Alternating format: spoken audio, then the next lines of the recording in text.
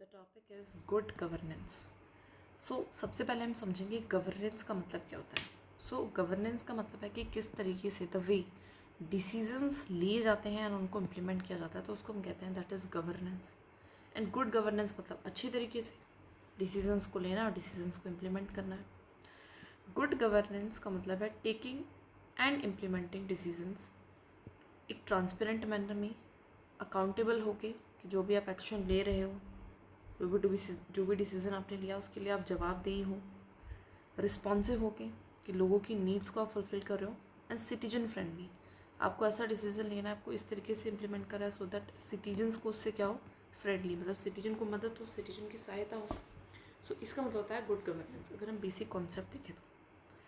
Now background की अगर मैं बात करूँ, it have gain global attention, इसको 1990s में मिलती है जब वर्ल्ड बैंक जनरली इस टर्म का यूज़ करता है, that is good governance.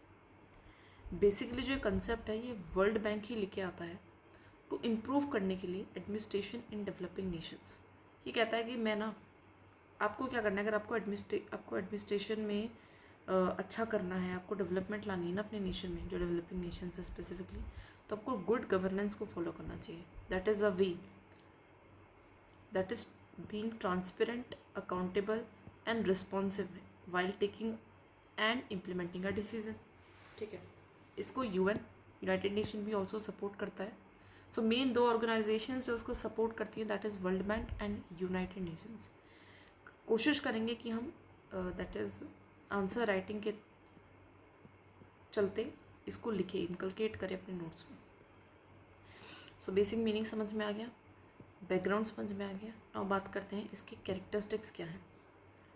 Basically 8 characteristics हैं, 1 2 3 4 5 6 7 और 8।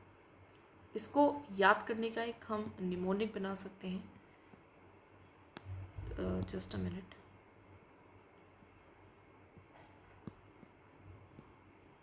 दैट इज टैप और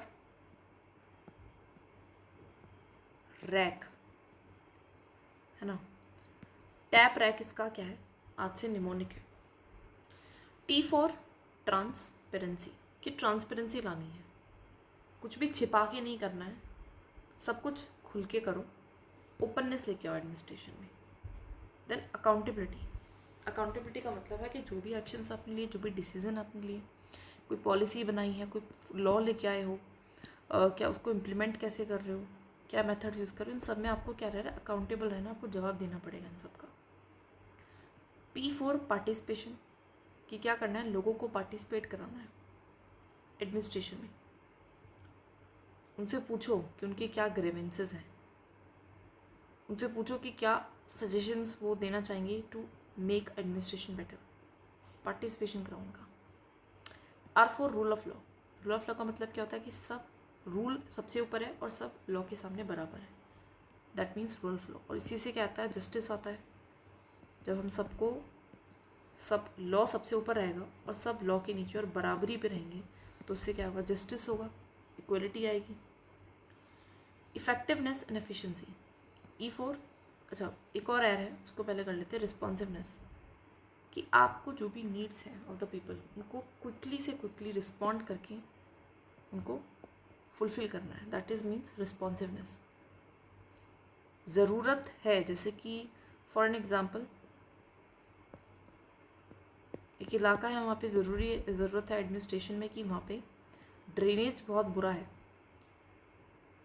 और अगर एज एन IAS ऑफिसर आपको पता चला कि वहाँ पे ऐसा कुछ है, तो आपने फटाफट से क्विकली एक्शन लिया एंड उस प्रॉब्लम को रिजॉल्व कराया। That means responsiveness, quickly action to resolve the issues और fulfil the needs of the citizens. E for effectiveness and efficiency, desired result आने चाहिए, साथ में एफिशिएंसी, टाइम के साथ, कम टाइम में कम कॉस्ट में डिज़ायर्ड रिजल्ट का आना, जिसको हम कहते हैं effectiveness and efficiency. Equity and inclusiveness, ये कहता है कि सबको बराबरी पे रखना है, सबको साथ लेके चलना है। जो वीकर सेक्शन है, जो मार्जिनलाइज सेक्शंस हैं, जो वल्नरेबल सेक्शन है, उसको पीछे नहीं छोड़ना, उसको भी साथ लेके चलना है, इंक्लूसिव होना है।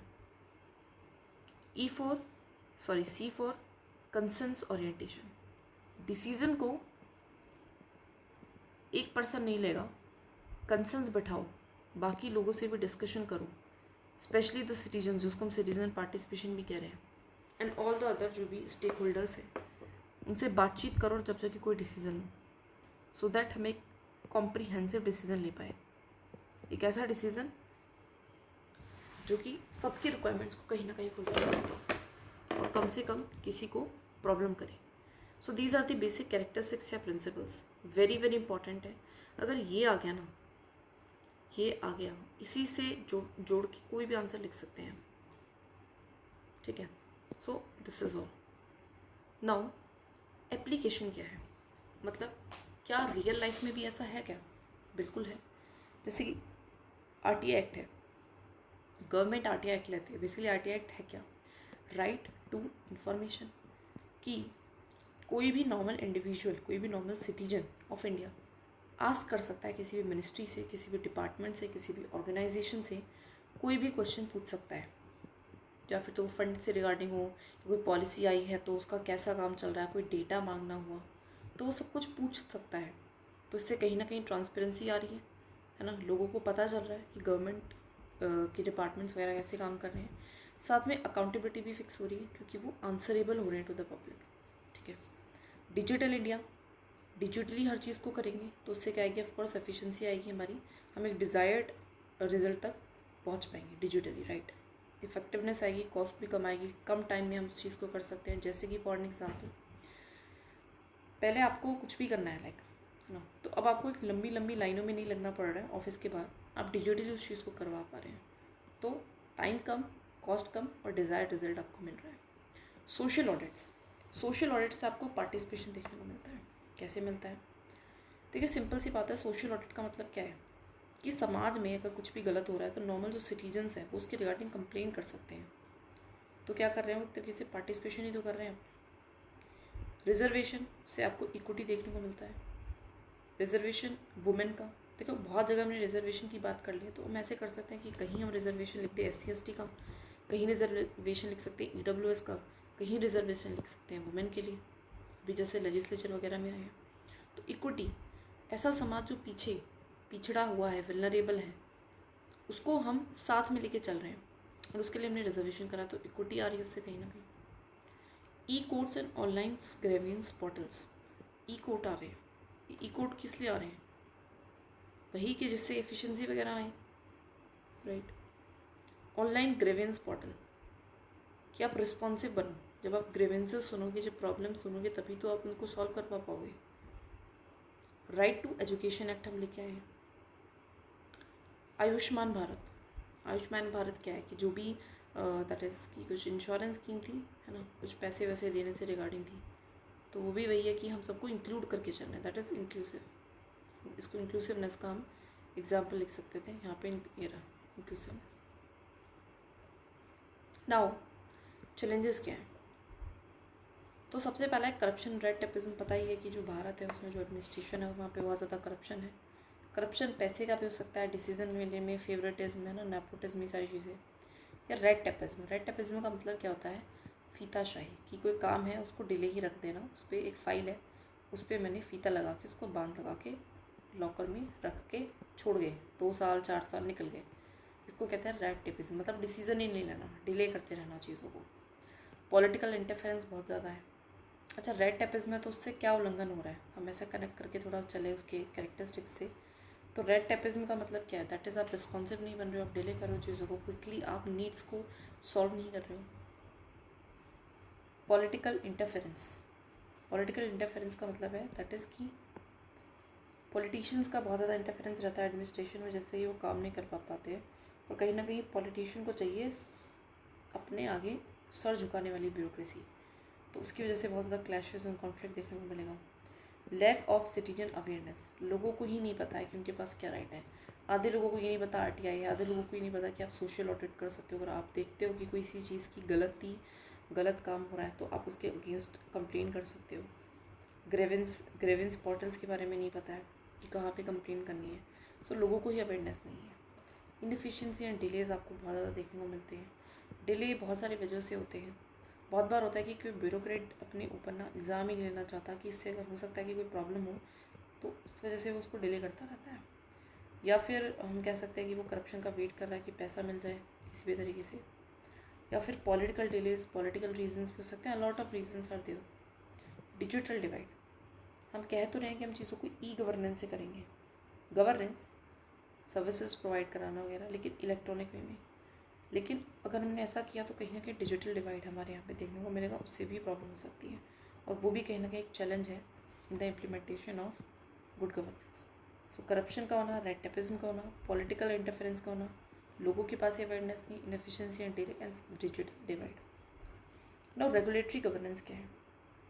इसका मतलब है रूल्स एंड इंस्टीट्यूशंस, हमें रूल्स बनाने पड़ेंगे, हमें नए नए इंस्टीट्यूशंस बनाने पड़ेंगे to regulate the market and society. Regulate करने का, तो एक रेगुलेट करने का भी अलग काम है जिसको हम रेगुलेटरी गवर्नेंस कह रहे हैं। तो उसके लिए कैसे रूल्स बनाना है, क्या डिसीजन लेना है, कैसे इंप्लीमेंट करना है, तो दैट इज़ रेगुलेटरी गवर्नेंस। जिससे कि हम फेयर प्ले हो पाए, चीज़ें सही तरीके से हो, है ना, माल प्रैक्टिसेस ना हो, कंपटीशन भी बना रहे और कंज्यूमर की भी प्रोटेक्शन होती रहे। तो इन सारी चीज़ों के लिए we need a regulatory governance. Now citizen centric governance क्या है? मतलब जो सिटीजन को सेंटर में रह के सारे डिसीजंस ले और इम्प्लीमेंटेशन करे, और सबसे ज़्यादा जो मैक्सिमम बेनिफिट है वो सिटीजन का हो। इसका फोकस है कि नीड्स, राइट्स एंड पार्टिसिपेशन, कि नीड्स फुलफिल हो सिटीजन की, राइट प्रोटेक्टेड रहे एंड उनका पार्टिसिपेशन हो। एग्जाम्पल है सेवोत्तम मॉडल है, माई गवर्नमेंट पोर्टल है। इस तरीके से my government portal, Sevottam model, इनका एग्जाम्पल्स लिखिए। ई गवर्नेंस क्या है? कि जहाँ पे हम आईसीटी का यूज़ करेंगे गवर्नेंस में, that is information and communication technology का, जिससे कि हम क्विकली सर्विसेज दे पाएंगे, करप्शन भी कम हो पाएगा, जैसे कि डीबीटी है। डीबीटी का मतलब ही क्या था कि डायरेक्ट मिनिस्ट्री से पैसा जाएगा बैंक अकाउंट में, बीच में जो इंटरमीडियरीज करप्शन के पैसा खा रहे थे वो नहीं खा पाएंगे, तो करप्शन कम होगा एंड ईजीली एक्सेस हो पाएगा, है ना, सबको एक्सेस हो पाएगा, लाइनों में नहीं लगना पड़ रहा है ना, तो आप इजीली एक्सेस कर सकते हो। तो these are some benefits of e governance. Example digital locker हुआ, यूपीआई हुआ, जीएसटी नेटवर्क हुआ, ये सब कुछ कुछ एग्जाम्पल्स हैं इसकी, इनको भी याद रखना है और लिखने की कोशिश करनी है पेपर में, न्यू एग्जाम्पल्स हैं कुछ ना। अकाउंटेबिलिटी एंड एथिकल गवर्नेंस, ये क्या कहता है कि अकाउंटेबिलिटी का मतलब क्या है? जवाबदेही, एंड एथिक्स मतलब जो भी एथिकल वैल्यूज़ हैं, लाइक ऑनेस्टी हुआ, है ना, ट्रांसपेरेंसी, इंटीग्रिटी और फेयरनेस, इक्वलिटी, है ना, और हम्बल होना, ये सारी कुछ एथिकल चीज़ें हैं। जब आप आंसरेबल रहोगे टू द पब्लिक, आप एथिकल प्रिंसिपल्स को अपहोल्ड करोगे while taking the decision, so that is known as a accountability and ethical governance. Second ERC भी इसको सपोर्ट करती है, तो यहाँ पे हम सेकेंड ईआरसी का एग्जाम्पल ले सकते हैं रिगार्डिंग एथिकल गवर्नेंस। जहाँ भी क्वेश्चन एथिकल गवर्नेंस का आता है, so we can tag thinkers. सच तो नहीं है, बट हम कौटिल्य को यहाँ से लिंक कर रहे हैं। क्यों कर रहे हैं? क्योंकि कौटिल्य भी कहीं ना कहीं वेलफेयर का बात करता है कि वेलफेयर सबसे सुप्रीम है। अमृत्या सेन हमारे इंडियन ही एक रहे हैं, तो उनको हम अटैक कर सकते हैं ना। पॉजिटिव्स क्या हैं? गुड गवर्नेंस से ऑफकोर्स करप्शन कम होगा, फास्टर डेवलपमेंट भी होगी क्योंकि हम 3 को फॉलो कर रहे हैं, effectiveness, efficiency, economy. Improve citizen trust भी अच्छा होगा पार्टिसिपेशन के माध्यम से, बेटर सर्विस डिलीवरी कर पाएंगे, ठीक है। प्रमोट सोशल जस्टिस, और सोसाइटी में भी जस्टिस आएगा बिकॉज ऑफ इक्विटी एंड इंक्लूसिविलिटी, इन सारी चीज़ों की वजह से। जनरली देखो, अगर कभी किसी क्वेश्चन में अटकूँ तो हमें क्या करना है, दैट हमें एटलीस्ट फीचर्स याद होने चाहिए। फीचर्स तो वेरी वेरी इंपॉर्टेंट है, उससे ही पूरा आंसर बन जाएगा। पॉजिटिव्स उसी से निकाल दो, उसी के क्या नुकसान हो सकते हैं, फ़ायदे हो सकते हैं, इस तरीके से एग्जाम्पल निकाल लो, ठीक है। सजेशंस टू इम्प्रूव क्या है, और क्या बेहतरीन हम कर सकते हैं? ज़्यादा स्ट्रेंथन कर सकते हैं आरटीआई को, ग्रीवेंस रिडक्शन मैकेनिज्म को, डिजिटल मॉनिटरिंग कर सकते हैं, है ना, कैमरा वगैरह, जिससे कि हम करप्शन को कम कर सकें। ट्रेन कर सकते हैं सिविल सर्वेंट्स को इन एथिक्स, जैसे कि अभी डिजिटल मॉनिटरिंग हमने करी थी ना, लाइक आधार से रिगार्डिंग भी होता है, दैट इज़ मनरेगा से रिगार्डिंग की बायोमेट्रिक्स को लेना, इस तरीके से। तो एक डिजिटल मॉनिटरिंग करेंगे सो दैट करप्शन कम हो रहा है। ट्रेन कर सकते हो सिविल सर्वेंट्स को एथिक्स में, दैट मीन्स कि उनके अंदर इस तरीके से ट्रेनिंग करो सो दैट उनकी स्पिरिचुअल ट्रेनिंग भी कैन से, है ना, कि उनके अंदर एथिक्स भी इनकलकेट हो। कैपेसिटी बिल्डिंग करो ई गवर्नेंस में, मतलब टेक्नोलॉजी वगैरह उनको अच्छे से सिखाओ। इंकरेज करो सिटीजन के पार्टिसिपेशन को ज़्यादा से ज़्यादा। इंश्योर करो कि इंक्लूसिव डेवलपमेंट हो, सबको साथ में लेके चलो। तो ये सारे हमारे कुछ तरीके थे, है ना। चैलेंजेस से ही हम कहीं ना कहीं इम्प्रूवमेंट पे जा सकते हैं। तो अगर हमें नुकसान पता है, समस्याएँ बताएंगी, तो उससे हम basically we can go to the suggestions, है ना। इंटरलिंकेज हम कर सकते हैं by completing, after completing the whole entire syllabus of paper 1। तो अभी के लिए हम इसको छोड़ देते हैं, जब we will revise the whole syllabus after completing it, तो हम इसको कर लेंगे बेहतरीन तरीके से। That is it. सो ये टॉपिक हमने कर लिया है विद इन 15 मिनट, ज़्यादा टाइम नहीं लगा, बहुत अच्छे डिटेल में हमने पढ़ा है। सबसे मेन इंपॉर्टेंट है दैट इज़ अ की फीचर्स, इसको याद कर लेना है, रट लेना है या टेबल वेबल पे लिख लेना है। That is it. That is क्या था, tap and rack. That means T for transparency, E for accountability, P for participation, R for rule of law, R for responsiveness, E for equity and inclusiveness, E for efficiency and effectiveness, and C for concerns orientation. So basically bar bar you need to watch the lecture and watch the cluster of mind में मत रखो। 2 pages of note per topic is more than enough, क्योंकि इससे ज़्यादा अच्छा हमारा दिमाग carry भी नहीं कर पाएगा। तो जो कैरी कर पाएगा उस पर सबसे ज़्यादा हमें ध्यान देना है, एग्जाम्पल्स पे ध्यान देना है। And that is it. Daily answer writing करनी है, and that is how you can achieve your goal, and you can easily cross the that is 280 to 300 you can score, and that is our aim, and we can do this.